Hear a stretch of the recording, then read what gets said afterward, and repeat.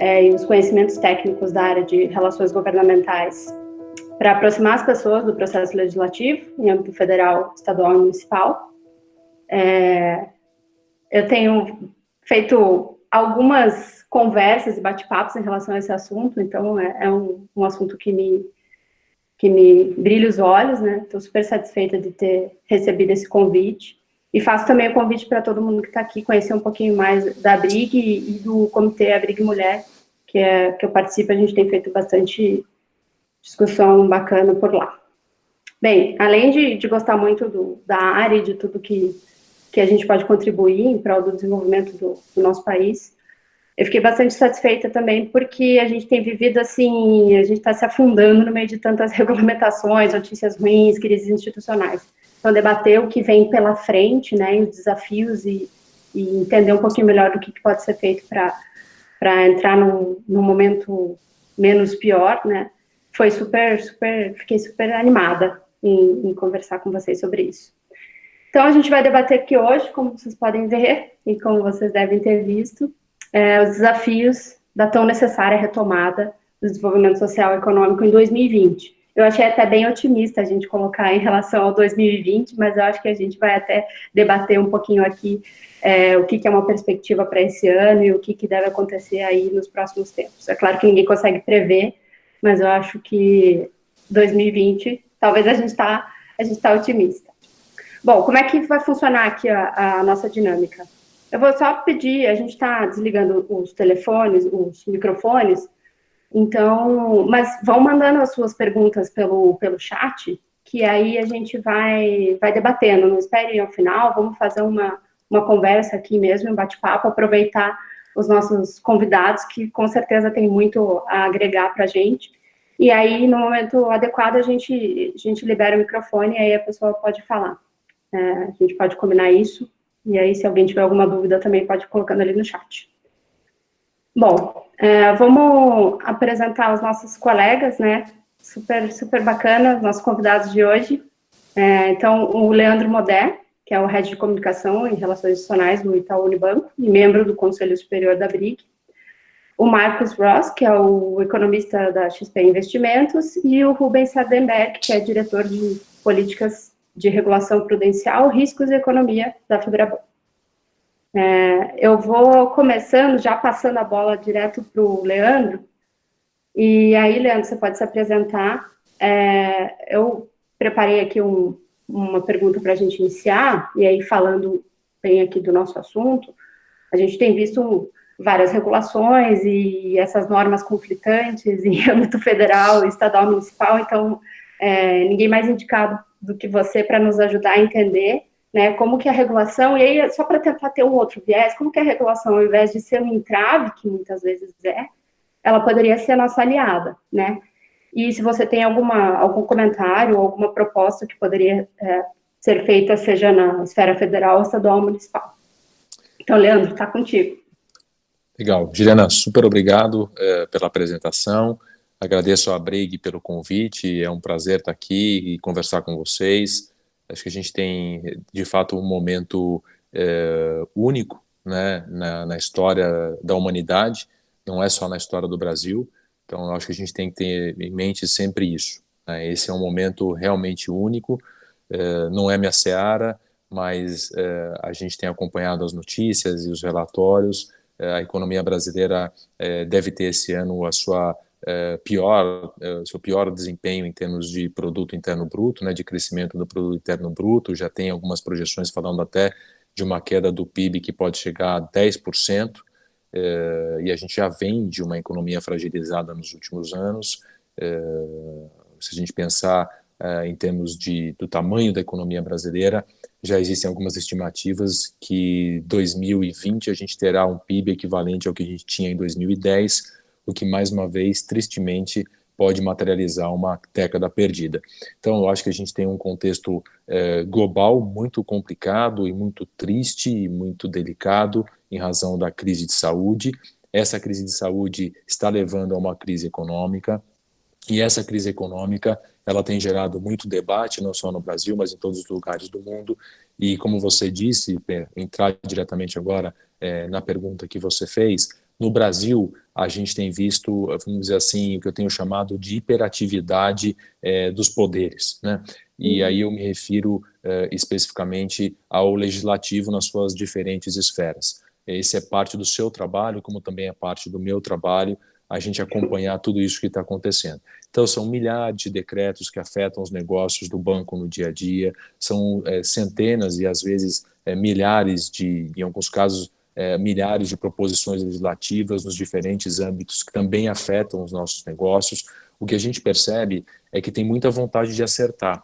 Todo mundo quer acertar. Todo mundo tem a intenção positiva de fazer bem para o Brasil nesse momento. Mas o que a gente percebe também é que falta uma coordenação. E por conta dessa falta de coordenação, existem vários atores agindo ao mesmo tempo e muitas vezes para lugares diferentes. E isso tem levado a essa profusão de proposições aqui e acolá que, em última instância, elas acabam trazendo mais confusão e mais dificuldades para o dia a dia das empresas. A gente, hoje eu estava lendo, até estudando um pouco alguns outros dados para trazer aqui para compartilhar com vocês. A gente tem o risco Brasil subindo acima do que tem acontecido com os países emergentes em geral. A gente tem o real brasileiro se desvalorizando muito mais do que outras moedas de países emergentes. A gente tem diversos indicadores, o Ibovespa, principal indicador da Bolsa Brasileira em dólar, ele é o que tem o pior desempenho do mundo até agora no acumulado de 2020. E por que isso acontece, nessas especificidades? Eu acho que tudo isso está ligado a essa instabilidade política que a gente tem no Brasil hoje. Ou seja, se já não bastasse a crise de saúde que temos no mundo todo, que, como disse antes, resultou e culminou e derivou para uma crise econômica, nós aqui no Brasil hoje temos também uma instabilidade política que também traz danos. A instabilidade política, ela impede as empresas, os agentes econômicos, de poder fazer projeção a médio prazo. Na verdade, a gente já está naquele momento em que fica difícil até você prever a semana seguinte. Hoje mesmo, a gente tinha, no caso do sistema financeiro, um projeto super importante, bastante relevante, com impactos potenciais enormes no desempenho do setor, que é um projeto do Senado que, entre outras coisas, limita a taxa de juros de cartão de crédito e de cheque especial. Isso tem um tremendo impacto sobre o sistema financeiro. E, na verdade, o que a gente está sempre procurando trabalhar, Juliana, e aí eu vou voltar a palavra para você, eu acho que o trabalho de relações governamentais, ele só faz sentido e tem efetividade se a gente conseguir encontrar o denominador comum entre o interesse das corporações e das associações com o interesse público. Então, a gente sempre tem que pegar aquele lugarzinho onde que tem o interesse naquilo que eu defendo com aquilo que é o importante e positivo para a sociedade em geral. Nesse caso específico de um projeto como esse, ele pode parecer muito bacana num primeiro momento, porque você vai ter taxas de juros mais baixas, você vai ter um preço de dinheiro mais barato, mas na prática o que isso pode levar primeiro, a escassez de crédito, porque o risco não vai compensar os bancos emprestarem, e segundo, você leva em última instância até um risco prudencial, ou seja, abalar a saúde do sistema financeiro. Todos nós sabemos aqui, e essa experiência muito recente, muito viva na memória de todos nós, o que aconteceu com o mundo na crise de 2008, que foi fundamentalmente uma crise de crédito. Sem crédito, a economia global parou e não à toa a crise de 2008 foi considerada a pior crise econômica que nós tivemos no mundo desde 1929. Então, para finalizar efetivamente, eu sinto falta de uma coordenação. Acho que tem muito voluntarismo, tem muita gente querendo acertar, mas tem muitas coisas para lados diferentes e essas ações voluntaristas, que muitas vezes podem até ser confundidas com ações populistas, elas podem ter um efeito para o país negativo, ao contrário daquilo que se quer com essa própria ação. Não, com certeza. E aí, já pegando seu gancho, e isso é uma consideração importante, aí eu vou passar uma pergunta para o Rubens. Diferente da crise de 2008, que foi causada pelo sistema financeiro, né, principalmente nos Estados Unidos e na Europa, a gente hoje, mais do que nunca, é importante ter um sistema financeiro fortalecido. E, inclusive, isso deve, né, pode nos ajudar na retomada econômica do Brasil. Então, na verdade, eu acho que sobre esse ponto, o Rubens poderia nos ajudar comentando um pouquinho sobre esse ponto, né? Como que ter um sistema financeiro fortalecido, e aí, pegando também o gancho do que o Modernos comentou, pode ajudar nessa retomada econômica. Bem, boa noite, Juliana. Obrigado pelo... eu queria primeiro cumprimentar a Brig pela iniciativa, queria agradecer o convite, queria cumprimentar aí os colegas também, o Leandro e o Marco, e cumprimentar você, Juliana. E, olha, como disse o Leandro, essa é uma crise única mesmo, porque ela é uma crise que não começa no sistema financeiro. Em geral, a gente tem crises que começam de alguma maneira no sistema financeiro, no sistema bancário, e essa não, essa é uma crise de saúde, né? Essa é uma crise que começa por conta de um problema de saúde e que é um problema que afeta a economia. Além disso, ela é uma crise global, né? Enfim, portanto, em todos os países, também é uma característica única dessa crise. Ela tem um componente de medo também, porque tem saúde envolvido, enfim, as pessoas podem ficar gravemente doentes, isso tem uma tensão adicional. E eu tenho dito o seguinte: nós não temos uma tempestade perfeita, justamente porque, pelo menos desta vez, nós não temos um problema financeiro, né? Ou pelo menos não temos um problema bancário, não temos um problema financeiro, não temos isso no mundo todo, em especial no Brasil nós não temos isso também. Isso é um ativo importante, não só para que a gente possa amortecer os efeitos desta crise, como também que a gente possa preparar o país para a retomada, né? Como é aí o nome do painel que você colocou, o nome desse painel que nós estamos participando. Os bancos fizeram, por conta dessa crise de 2008, que o Leandro mencionou, o Brasil felizmente já estava numa situação, os bancos já estavam muito capitalizados, já estavam muito bem regulados no Brasil. Afinal, a nossa crise foi nos anos 90, as crises bancárias mais sérias no Brasil foram nos anos 90, então nós estávamos numa situação, já na crise de 2008, numa situação melhor, mas, de todo modo, se você lembrar, vamos de volta a 2008, você teve todo esse processo de Basileia, que fez com que os bancos, obrigando os bancos a terem mais capital, ter mais capital de qualidade, e também terem mais liquidez, né, terem recursos líquidos, né. Isso, digamos, isso aconteceu no mundo todo, em especial aqui no Brasil. Acho que a gente tem um sistema bancário bastante sólido, e por conta disso, isso é um ativo importante do país e tem nos ajudado a passar, pelo menos enfrentar esta crise. O sistema bancário, primeiro, ele tem condições. Primeiro, vamos lembrar, é possível as pessoas ficarem em casa, afinal de contas, nós estamos falando nessa estratégia de distanciamento social para evitar que o vírus, né, se espalhe mais. Essa foi a estratégia adotada. Essa é uma estratégia que impõe um custo econômico, como a gente está vendo, muito alto, mas essa é uma estratégia que só funciona se algumas coisas funcionarem bem. Por exemplo, a tecnologia, por exemplo, o sistema bancário, né? Então, o sistema bancário, com os investimentos que foram feitos todos esses em tecnologia, permitem que boa parte do sistema de pagamentos continue funcionando, né? E os números do sistema bancário são impressionantes. Nós estamos falando aí de 90%, 95% das pessoas em home office, um número grande também de pessoas, claro, no atendimento nas agências, mas o sistema tem conseguido comportar isso. Então isso é um ativo importante, com isso a economia consegue funcionar. Adicionalmente, eu acho que ao sistema ele está bem capitalizado e ter condições, ele vem sendo capaz de fornecer o crédito, né? Num primeiro momento nós tivemos toda aquela discussão em torno de liquidez, num segundo momento a questão do crédito.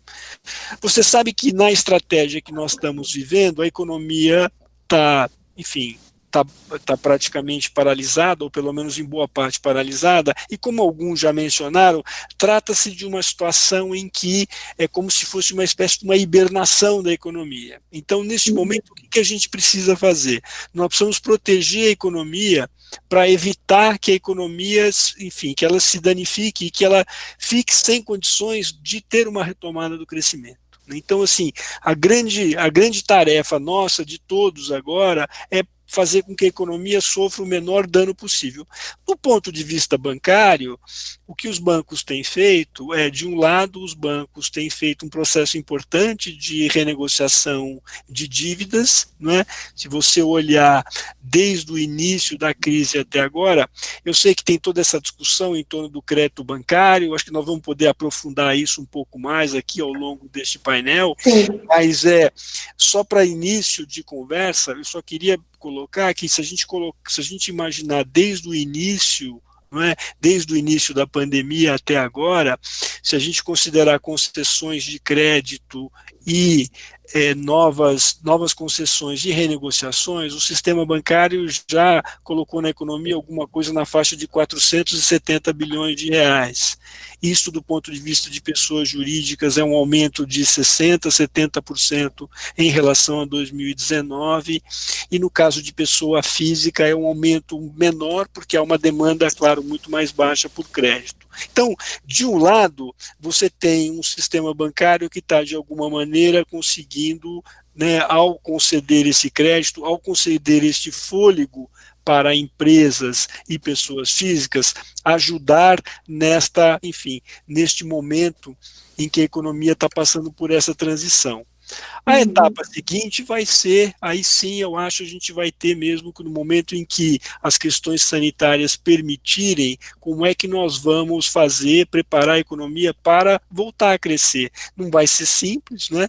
As estimativas indicam que nós vamos provavelmente, com alguma sorte, voltar um pouco à normalidade a partir do terceiro trimestre, portanto, mas aí a gente sabe que vai ser importante que a gente tenha um crédito e que tenha um sistema bancário capaz de ofertar esse crédito. E aí eu queria finalizar, e lembrando a um ponto que o Leandro colocou no final, que são justamente essas medidas que eventualmente são até bem intencionadas, mas que podem trazer muito mais dano do que benefício. Medidas nessa altura do campeonato, que sejam medidas que quebrem a confiança, que quebrem contratos e que eventualmente possam minar a capacidade do sistema financeiro, vão ser contraproducentes. Então, na verdade, tudo o que nós não precisamos nessa altura do campeonato é a essa crise sanitária,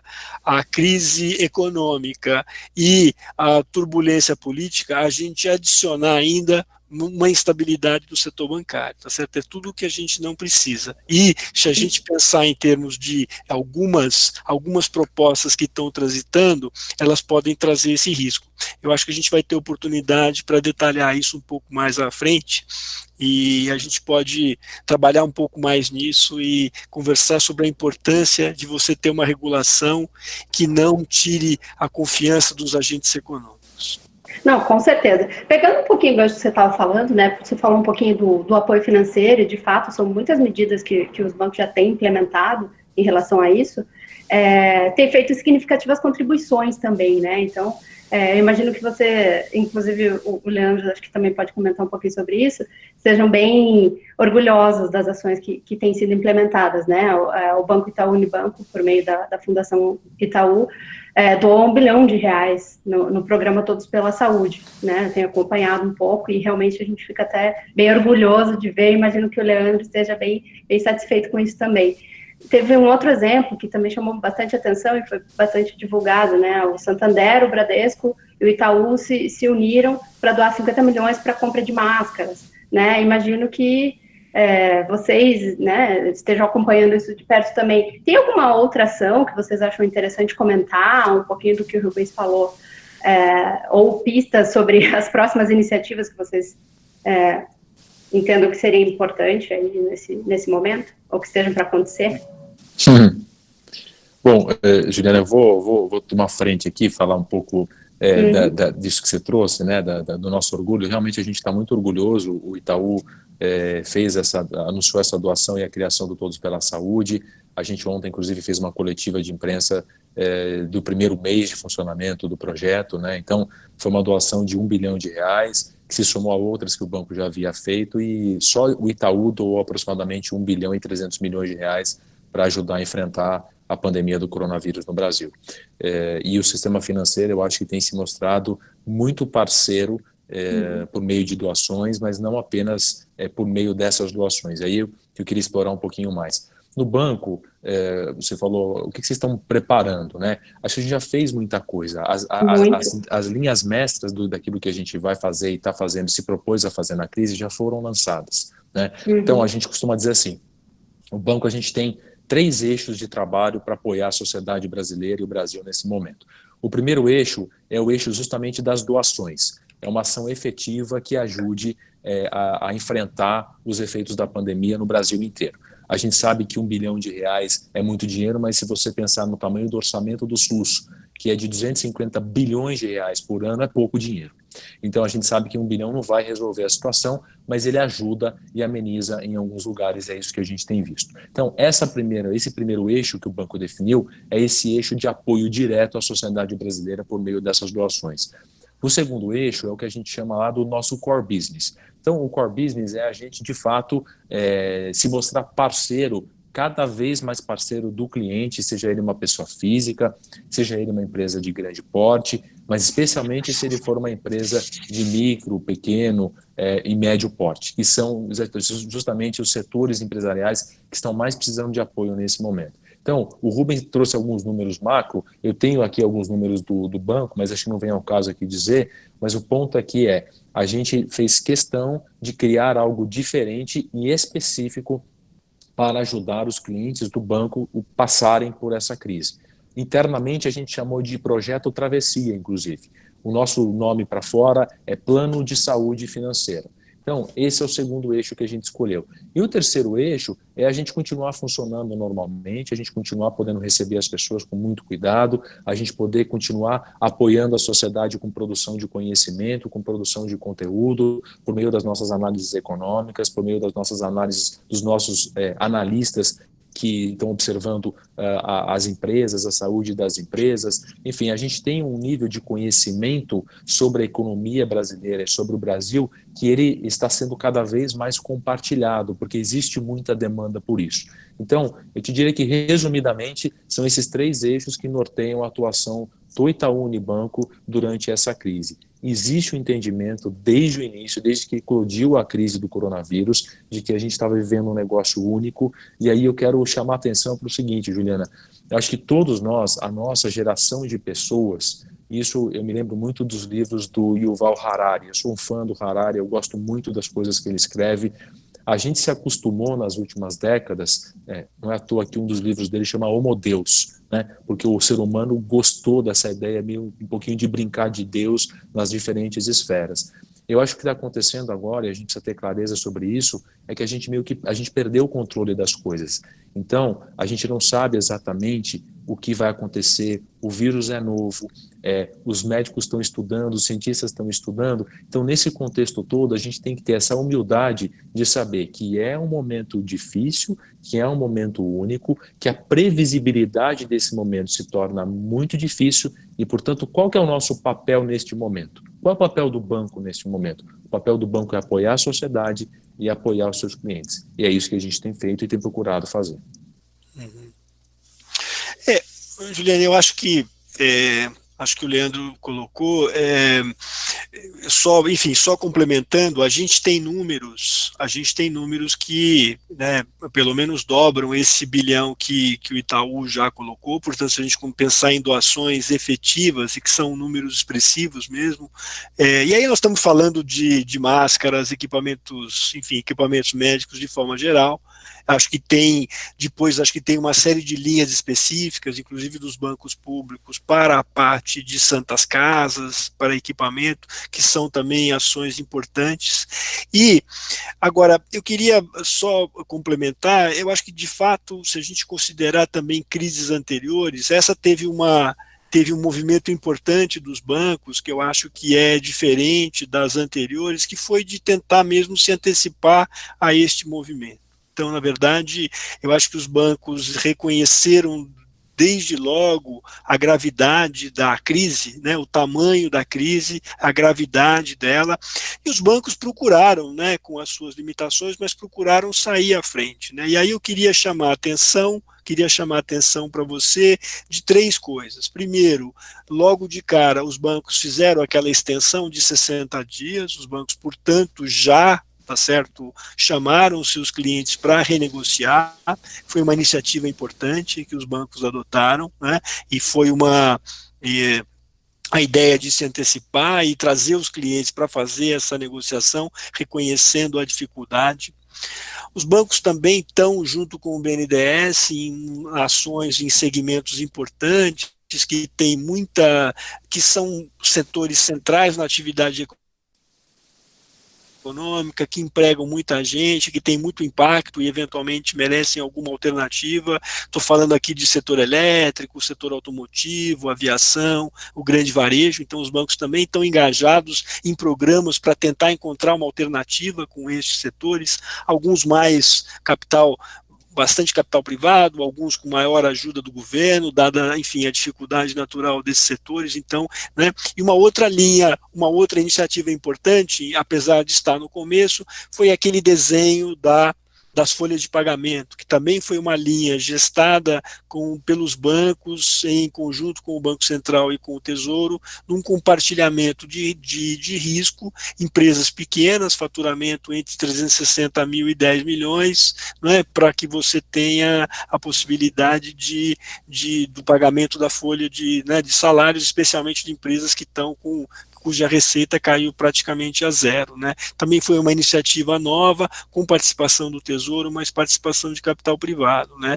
E tem agora também em discussão a possibilidade, eventualmente, de subir um pouco esse limite, porque provavelmente aqueles 40 bilhões alocados inicialmente não vão ser utilizados, então existe sim a possibilidade de subir esse limite, é uma proposta que está sendo feita, mas aqui acho que é importante, além dessas iniciativas que o Leandro bem mencionou e que fazem parte do sistema, do ponto de vista da sua atuação, eu acho que os bancos procuraram de algum modo se antecipar a essa necessidade, reconhecendo a gravidade do momento e procurando, que essa é uma coisa importante, preservar a economia. Acho que isso que deve ser a tarefa de todos nós, deve ser de evitar o máximo possível, quer dizer, evitar ao máximo que a economia se danifique, porque a gente sabe que se isso acontecer, a possibilidade de retomada vai ser muito difícil. E aí, um ponto final também, que é, por isso que é importante a questão de você manter os contratos, manter a economia funcionando normalmente, para evitar que a gente desorganize a economia.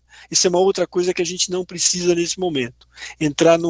Às vezes, né, a gente vê algumas propostas que é um clima de quase vale tudo, entendeu? Que vai desorganizar a economia, e ao desorganizar a economia vai dificultar muito a retomada lá na frente.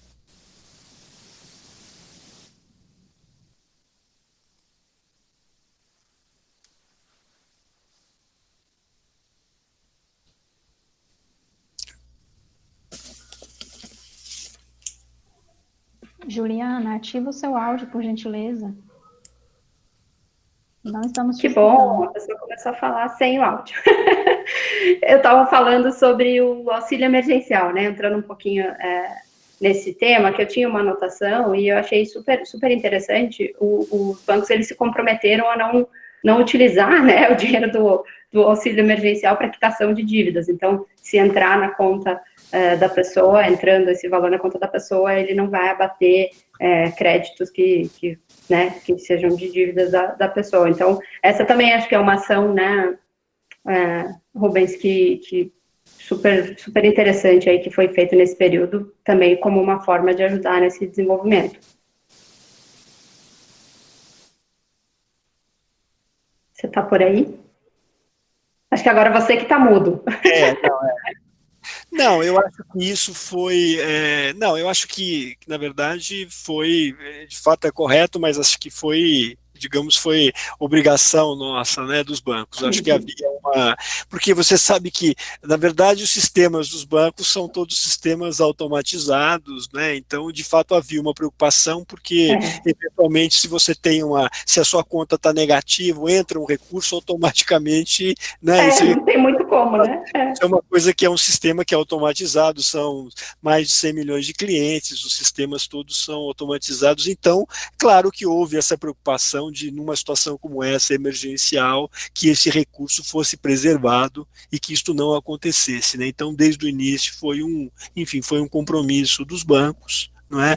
E que foi, portanto, para evitar que esse recurso, ao entrar na conta, que ele fosse disponibilizado para o cliente, né? Então, isso foi um compromisso que foi assumido.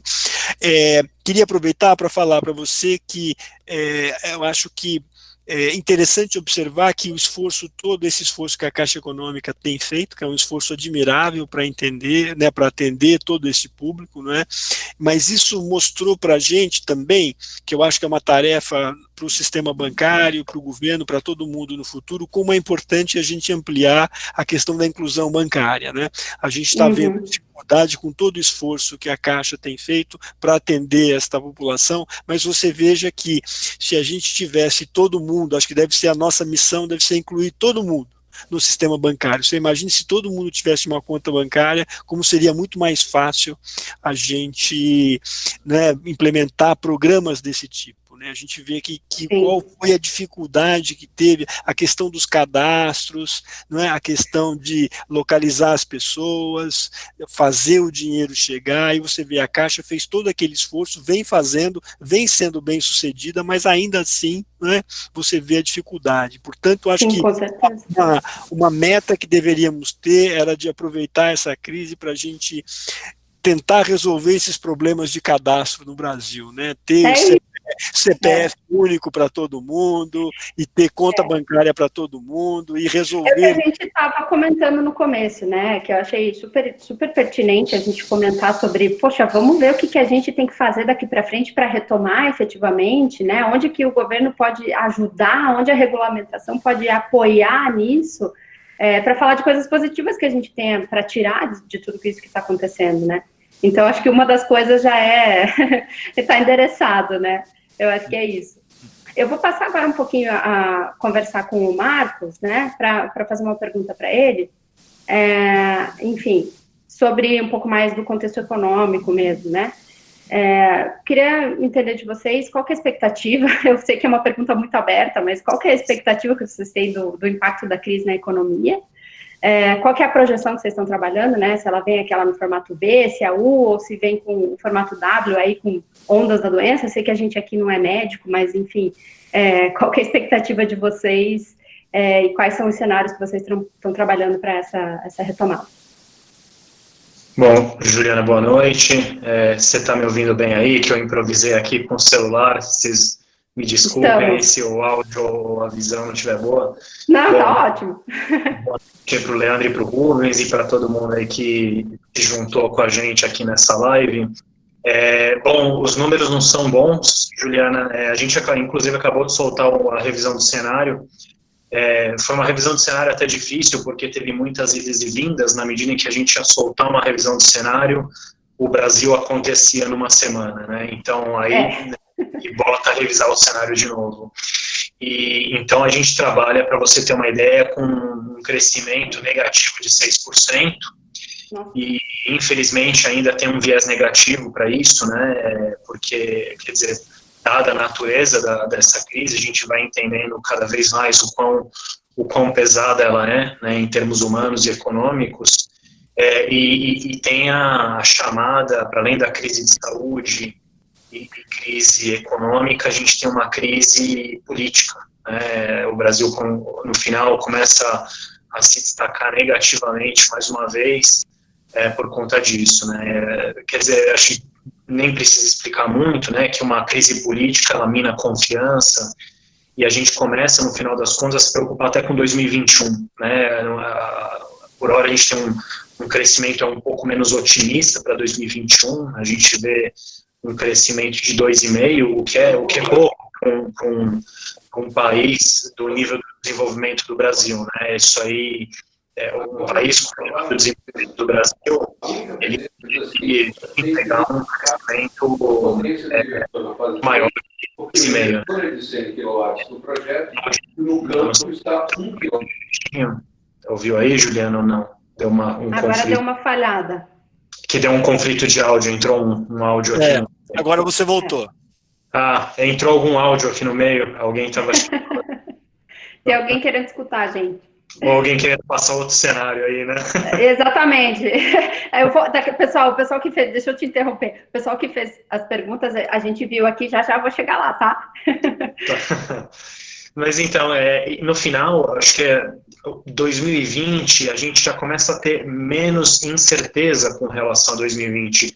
A gente só não sabe o tamanho do problema, a gente sabe que é grande o problema, não tem muita incerteza com relação a isso, não tem muita incerteza com relação ao cenário político, porque a gente sabe que ele é complexo, a distensão política, ela não ficou restrita Congresso Executivo, ela está nas camadas do Executivo, ela está nas camadas do Congresso, entre Congresso e Executivo, então, assim, para além do setor privado, obviamente, né, a gente tem organização de grupos, eles acabam obviamente, disputando por recursos. Vocês estão me ouvindo de novo ou não? Sim. Tá, porque pulou o Leandro aqui para mim na minha imagem, eu fiquei na dúvida se de repente ele tinha caído, perdão. Coisas da live, né, com o celular. Sempre. Mas então, esses são os números gerais, Juliana. Assim, eu queria destacar aqui, certeza com relação a 2021, né, eu falava de um crescimento do Brasil que a gente vê de 2,5%, que é baixo, e a gente ainda vê um viés negativo no número, né, a gente está um pouquinho de alguns outros colegas aí de profissão, né, que prevê um crescimento um pouco maior, dada a base fraca que a gente vai ter, né, o PIB vai crescer muito pouco, vai crescer negativo esse ano, então supostamente você acaba tendo um efeito estatístico para o ano que vem, mas não, vai ser uma estrada aí um pouco longa, e muito dela... Deveria ser 2021 aqui então, né, ao invés de 2020, eu acho que... E com relação ao ponto dessa, porque assim, boa parte da recuperação do Brasil, ela vai passar pela efetividade das medidas fiscais, principalmente as fiscais anunciadas. Quer dizer, e o nosso entendimento até o momento é que muitas delas, elas têm sim o foco correto, né, elas acertam na natureza, no escopo, mas a efetividade, até por uma questão de Brasil, né, uma questão administrativa que até no Brasil, e até por conta da natureza da doença, tornou ela mais difícil de se efetivar. O próprio voucher, a gente sabe que a Caixa Econômica, sim, está se dobrando, como o Rubens mencionou, fazendo um grande esforço aí para conduzir, sendo que é um serviço afetado também, né, o serviço bancário está sendo afetado como qualquer outro setor de serviço. Então, assim, essas coisas acabam limitando um pouco a efetividade das medidas fiscais que estão sendo anunciadas, né? Quão rápido elas chegam no bolso aí da parte mais afetada. A gente tem uma pergunta aqui, aí pegando esse gancho do que você está fazendo, da Ana, ela está comentando assim: me parece que hoje o principal desafio do governo é conciliar a agenda necessária do ajuste fiscal, que deve ser levado a cabo no longo prazo, e ao mesmo tempo não deixar a economia totalmente desaquecida.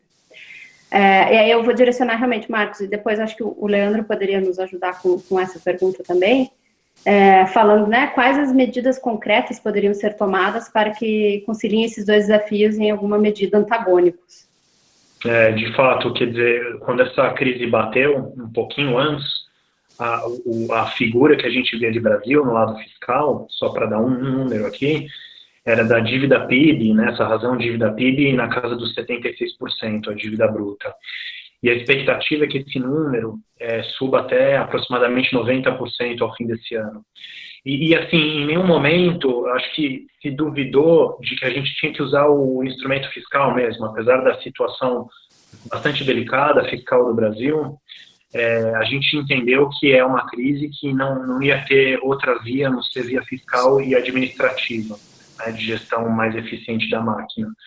Então, assim, óbvio que tem que atacar o fiscal, mas lá em 2020, no final de 2020, começo de 2021, a gente vai ter uma dívida aí de 90%, um primário aí, né, acumulado em 12 meses próximo de 10%, né, o resultado primário, né, para quem não sabe, é só a economia do governo, né, o que arrecada menos o que gasta com esse de juros. Então, assim, tanto o estoque quanto o fluxo muito ruins fiscais. De novo, a gente não questiona o uso, está correto, né? A gente tem uma crise humanitária, de saúde, e não tem muito o que fazer, não tem para onde correr. Agora, no longo prazo, a gente tem que pensar que depois de 2020, tem 2021, 22, 23, o Brasil vai continuar a existir como país, e a gente precisa pensar nas gerações futuras também, né? A gente entende que esse desbalanço fiscal ele vai ter consequências severas para o Brasil se a gente não conseguir, ao fim dessa pandemia, voltar para a agenda de reforma estrutural, né? Mas acho que é basicamente isso, Juliana. Não, muito bom. Você quer comentar alguma coisa, Leandro? Não, eu acho que os economistas, certamente, sobre esse assunto, eles têm uma capacidade muito maior que a minha para comentar. Meu único comentário sobre isso é que crises como essa que a gente vive, elas deixam claro a importância do equilíbrio fiscal. Quer dizer, de você ter a casa arrumada para quando houver necessidade, você poder lançar a mão com certa tranquilidade ou com muita tranquilidade de instrumentos fiscais para poder amenizar os efeitos da crise, as velhas políticas contracíclicas, né? A gente tem um país que já vem fragilizado há muito tempo em termos fiscais. Na verdade, eu acho que o Brasil, poucas vezes na sua história, ele não esteve fragilizado do ponto de vista fiscal, embora tenhamos aqui dois especialistas que poderão me desmentir, espero que não, mas eu acho que é uma constante. Desde que eu me conheço por gente, existem discussões sobre a questão fiscal do Brasil, né? Então, a crise, realmente ela deixa isso evidente. De quanto que é o benefício? É de R$200, é de R$300, é de R$600? É suficiente para realmente amparar as pessoas nesse momento de dificuldade? Aí a gente, nesse mundo de internet, que as informações circulam muito rapidamente, as pessoas começam a circular, porque na Suécia fizeram não sei o quê, porque em outro país fizeram outra coisa. Mas as condições fiscais, obviamente, são diferentes, e quem constrói essas condições fiscais a longo prazo somos nós mesmos, né? Então, a parte de comentar o curto prazo aqui, eu quero lembrar que se a gente tivesse fiscalmente a casa mais arrumada, a gente conseguiria passar por esse tipo de desafio com mais tranquilidade do que hoje. Com certeza. Eu vou pegar o seu gancho da casa arrumada, porque eu gostei disso. E aí, para a gente comentar, um último tópico que eu acho que não tem como falar do desenvolvimento e de como que a gente vai sair dessa sem falar do que está acontecendo, né? A crise institucional que a gente vem enfrentando no país. Então, por falar em casa arrumada, né, e até comentando o artigo que eu achei super interessante do Mourão hoje no Estadão, né, Limites e Responsabilidades, super bacana mesmo, eu recomendo aí, pessoal, a leitura. Então, como que você vê, como a crise institucional deve afetar a retomada da economia? Eu não tenho dúvida, como a gente até cheguei a mencionar aqui alguns dados, né, na primeira fala, real a moeda que mais se desvaloriza no ano em relação ao dólar, risco Brasil é o que mais cresce entre os emergentes, o Ibovespa é o indicador de bolsa que tem o pior desempenho do mundo neste ano de 2020 em dólar. Quer dizer, são sinais de que tem alguma coisa a mais no Brasil do que tudo aquilo que já existe no mundo inteiro. Isso que existe a mais no Brasil se chama crise política. É o que temos hoje no nosso país. Infelizmente, essa é a nossa realidade. E essa crise política, o que ela faz? Ela turva ainda mais o cenário. O cenário que já é delicado, já é complicado, já é de difícil previsibilidade, se não impossível prever o que vai acontecer, ele se torna ainda mais difícil. Crises políticas são, por definição, complicadas para a definição de cenário.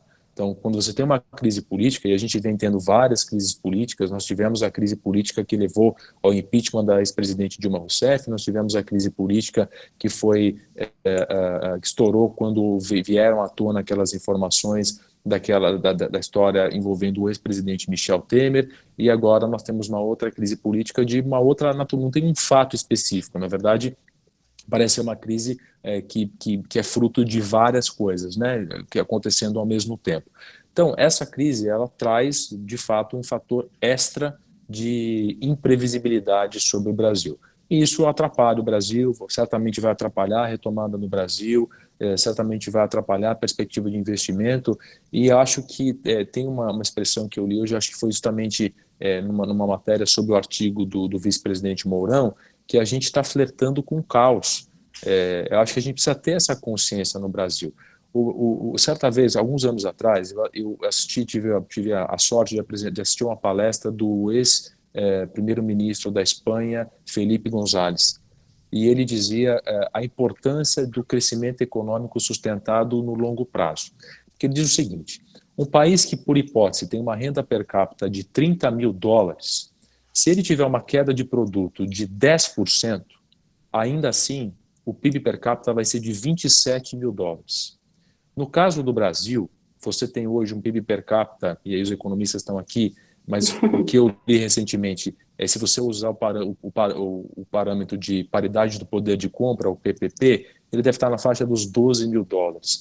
Então, qualquer queda de produto substancial que você tem no PIB per capita de $12.000, seguindo esse parâmetro de PPP, ele é muito relevante para as pessoas. Então, a gente precisa tomar cuidado, porque as pessoas já estão naturalmente impactadas pela crise de saúde, pela crise econômica, e essa dificuldade de retomada, a instabilidade política que leva a essa dificuldade ainda maior sobre a retomada, pode tornar a crise muito mais custosa ainda para o Brasil. O Marcos acabou de falar que eles fizeram uma revisão de cenário projetando uma queda de PIB de 6%.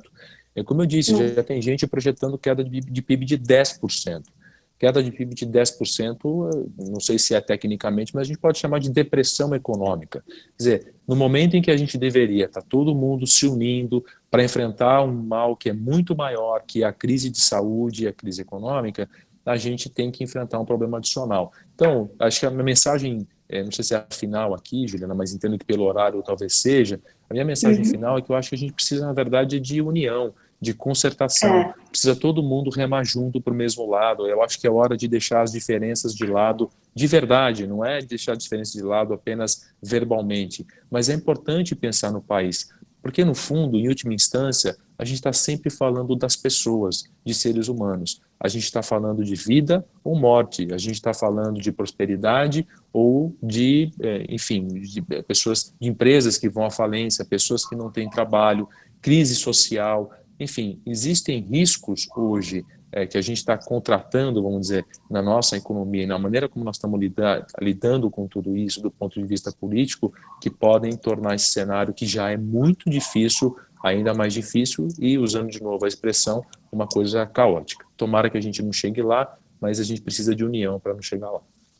Com certeza, Leandro. Tem todo sentido. Não união apenas, né, no governo mas entre os entes federativos também, né? Eu acho que é um momento de união em todas as suas vertentes. Eu acho que essa é uma mensagem final aí bastante relevante. Rubens e Marcos, vocês querem comentar um pouquinho sobre isso, para a gente finalizar? Olha, eu queria só voltar um pouquinho no fiscal.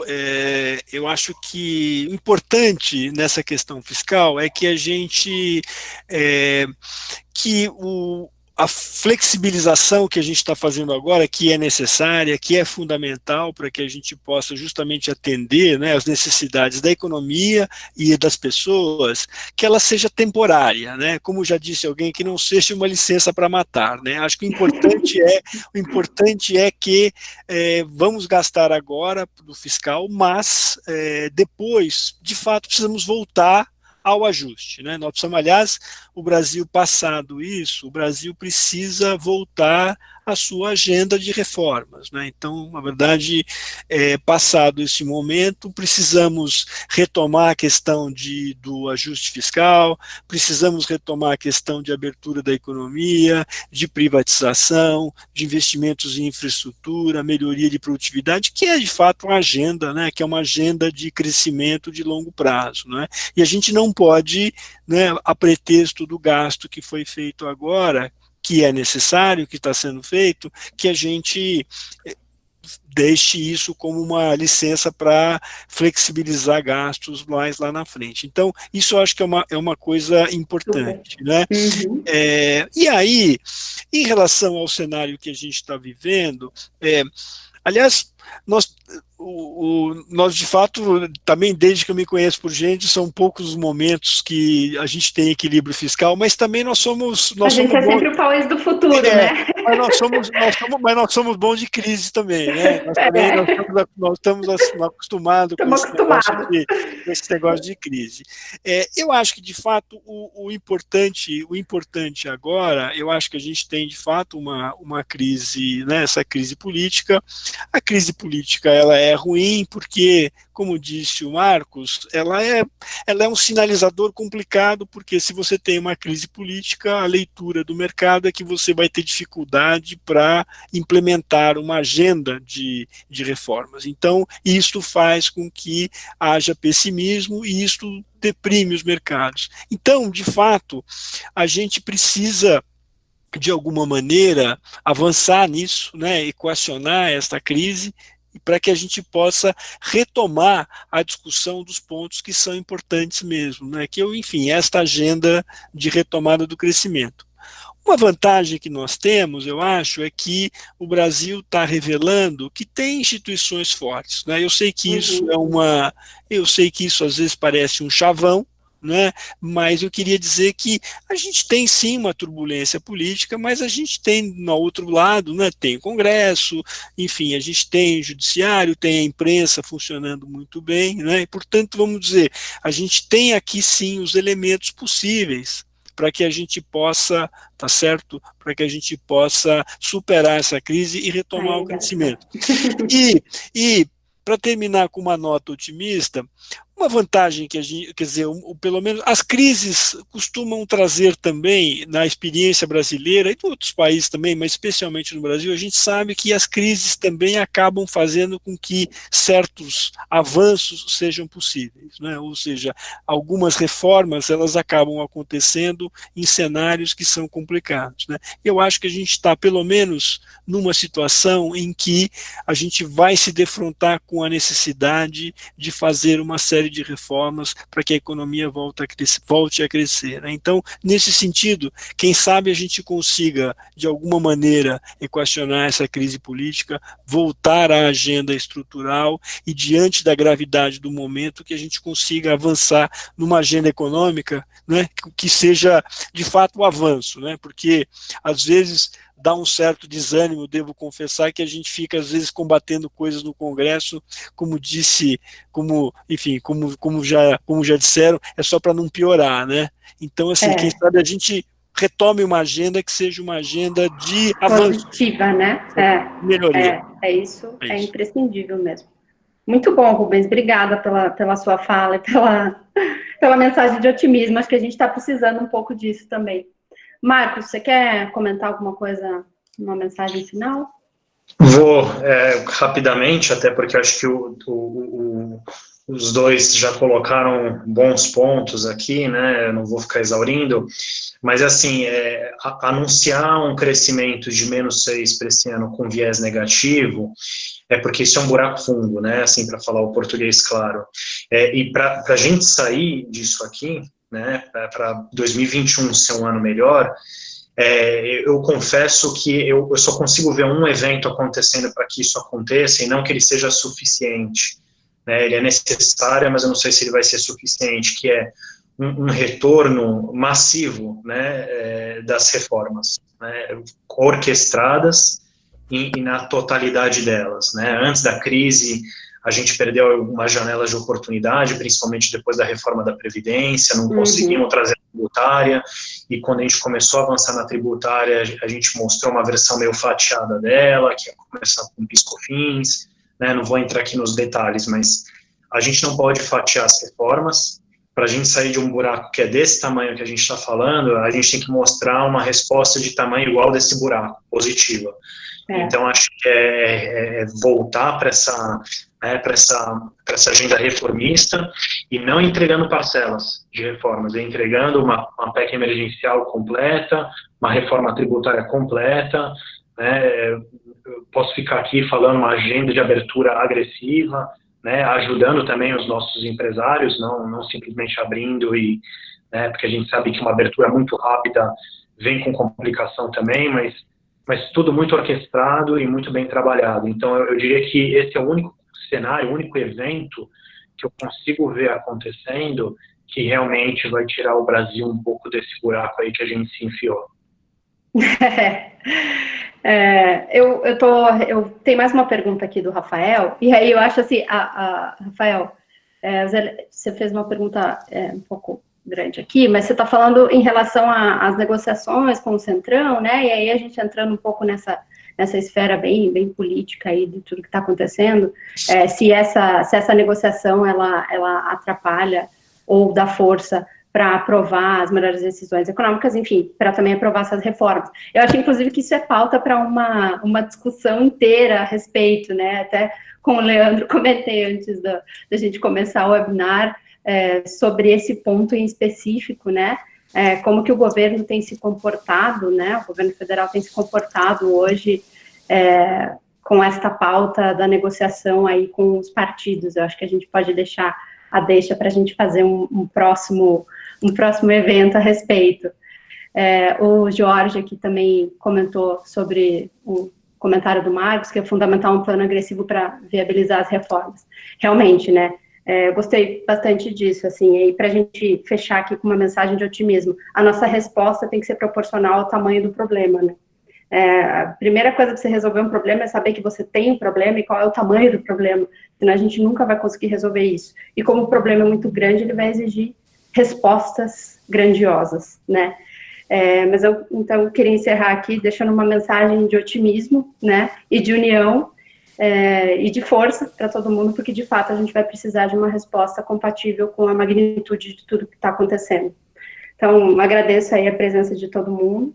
A gente teve 56 pessoas aí no total participando do nosso bate-papo, e fico à disposição de todos e acompanhe a próxima, quem sabe, sobre esse tema que o Rafael nos colocou aqui, que realmente rende uma noite inteira. Obrigada, viu, pessoal? Obrigado, gente. Obrigado. Boa noite para todo mundo. Viu? Obrigado pelo convite. Boa noite. Boa noite. Boa Boa noite. noite. Boa noite. Tchau, tchau. Tchau, tchau.